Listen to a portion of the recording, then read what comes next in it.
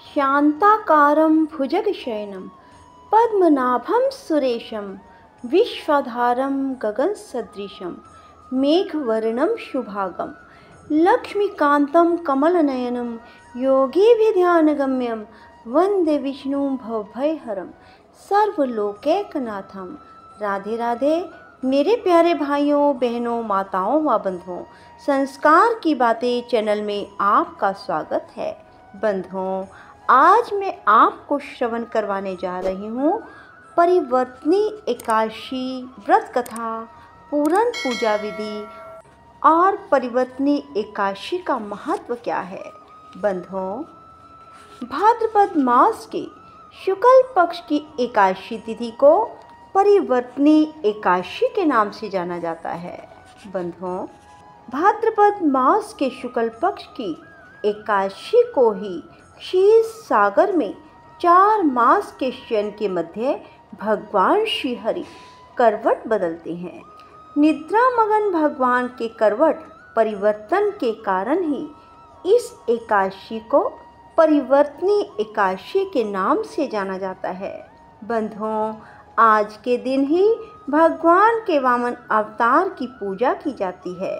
भगवान विष्णु के बोने रूप वामन अवतार की यह पूजा वाजपेय यज्ञ के समान फल देने वाली, समस्त पापों को नष्ट करने वाली है। वामन भगवान की पूजा के कारण कुछ व्यक्ति इसे वामन एकादशी भी कहते हैं। एकादशी के दूसरे दिन को वामन जयंती के नाम से जाना जाता है। बंधुओं, यदि आपने अब तक YouTube चैनल संस्कार की बातें सब्सक्राइब नहीं किया तो ज़रूर करें और बेल आइकन दबाना ना भूलें। बोलो विष्णु भगवान की जय, लक्ष्मी माता की जय। परिवर्तनी अर्थात वामन एकादशी व्रत कथा। धर्मराज युधिष्ठिर भगवान श्री कृष्ण से कहते हैं, हे माधव, भाद्रपद मास के शुक्ल पक्ष की एकादशी का नाम, विधि विधान और महात्म विस्तार पूर्वक जानने की मेरी अभिलाषा है। कृपा कर मुझे ये सब आप बतलाइए।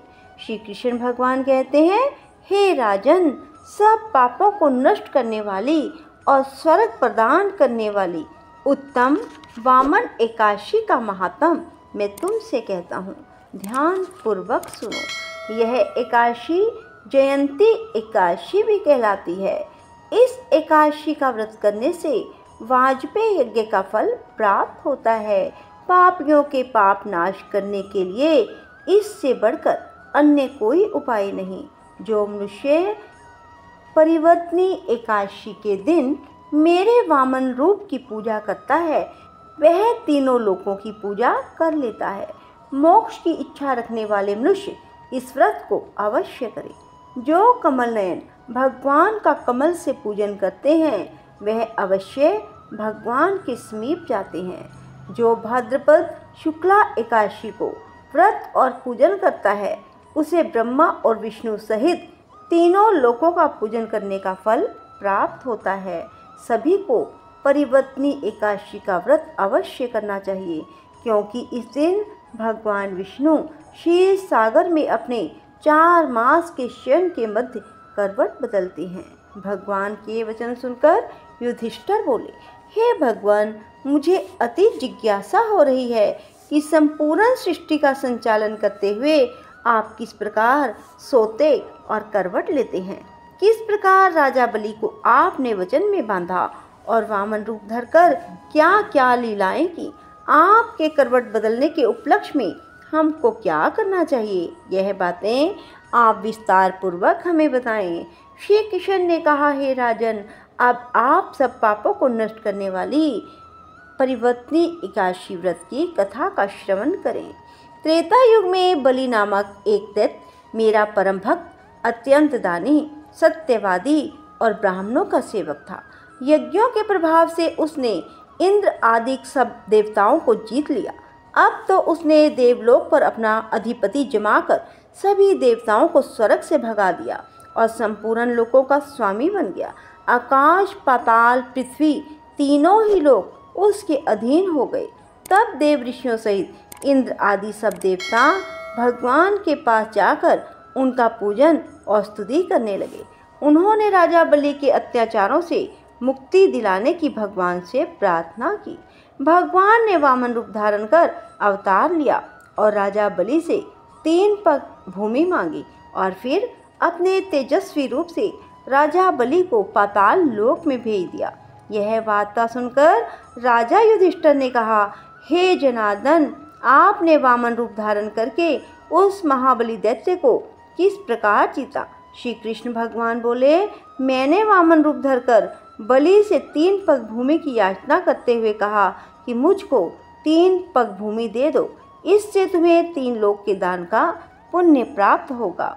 राजा बलि ने इसको तुच्छ याचना समझकर मुझसे कहा कि 3 पग भूमि तो कुछ भी नहीं होती। मैंने उसे 3 पग भूमि देने का संकल्प लेकर अपने त्रिविक्रम रूप को बढ़ाकर भूलोक में पद, भुवर लोक में पेट, जनलोक में हृदय, यमलोक में कंठ की स्थापना कर सत्यलोक में मुख, उसके ऊपर मस्तक स्थापित किया।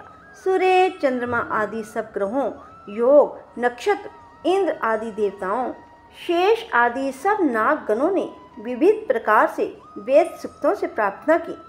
2 पग नापने के बाद मैंने राजा बलि का हाथ पकड़कर कहा, राजन, एक पद से पृथ्वी, दूसरे से स्वर्गलोक पूर्ण हो गए। अब तीसरा पैर कहाँ पर रखूं? तब बलि ने अपना सिर झुका दिया और मैंने अपना पैर उसके मस्तक पर रख दिया। इससे मेरा वह भक्त पाताल लोक को चला गया। उसकी विनती और नम्रता देखकर मैंने कहा, हे बलि, मैं सदैव तुम्हारे निकट ही रहूँगा।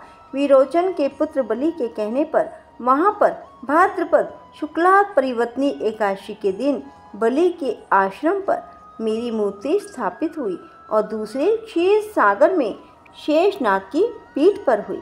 कथा सुनाने के बाद भगवान श्री कृष्ण ने कहा, हे युधिष्ठिर, इस एकादशी को भगवान शयन करते हुए करवट बदलते हैं, इसीलिए त्रिलोकी के नाथ विष्णु भगवान का आज विशेष पूजन किया जाता है। इसके निमित्त तांबा, चांदी, चावल और दही का दान उचित है। रात्रि को जागरण अवश्य करना चाहिए। जो इस प्रकार व्रत करते हैं वे सब पापों से मुक्त होकर स्वर्ग लोक को जाते हैं। उनका चंद्रमा के समान निर्मल यश संसार में फैलता है। जो पापों को नष्ट करने वाली इस कथा को पढ़ते और सुनते हैं उनको भी 1000 अश्वमेध यज्ञ के बराबर फल मिलता है। बोलो विष्णु भगवान की जय, लक्ष्मी माता की जय। बंधुओं, एकादशी के दिन प्रातःकाल जल्दी उठें, गंगा जल नहाने के जल में डालकर ही स्नान करें और स्नान के बाद भगवान की विधि पूर्वक पूजा करें। पहले दाहिने हाथ में जल और फूल लेकर व्रत का संकल्प लें और फिर वह जल और फूल भगवान के समक्ष छोड़ दें। भगवान की पूजा करें, आरती करें, भगवान को फलों का, तुलसी दल का भोग लगाएं। फिर सारा दिन भगवान के नाम जाप में बिताएं।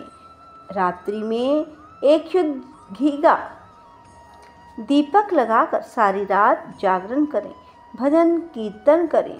अगले दिन प्रातःकाल स्नान आदि से निवृत्त होकर किसी ब्राह्मण को भोजन खिलाएं और फिर स्वयं भोजन करें। इस प्रकार व्रत को विधि विधान से करने से भगवान पूर्ण फल प्रदान करते हैं। बंधुओं, कुछ नियमों का पालन अवश्य करें। किसी का दिल ना दुखाएं, चावल का सेवन ना करें, बाल आदि ना कटवाएं, मूछ आदि भी ना मुंडवाएं। राधे श्यामा श्यामा श्याम राधे राम, श्यामा श्याम राधे राधे राधे, राधे श्याम राधे श्यामा, श्यामा श्याम राधे राधे। बंधुओं, यदि आपको हमारी वीडियो पसंद आए तो इसे लाइक करने के साथ साथ शेयर करें और कमेंट बॉक्स में राधे राधे लिखना ना भूलें। धन्यवाद।